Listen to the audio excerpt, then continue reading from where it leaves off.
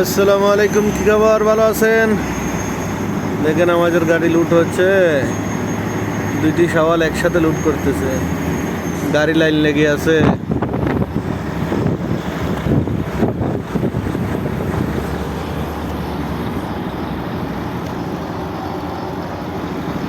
দেখেন কিভাবে লুট হয় গাড়িগুলা। এই যে লুট করতেছে, দেখছেন?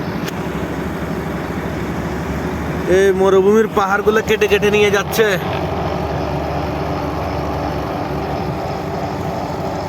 মরুভূমি কেটে কেটে নিচে চলে আসছে আর কি।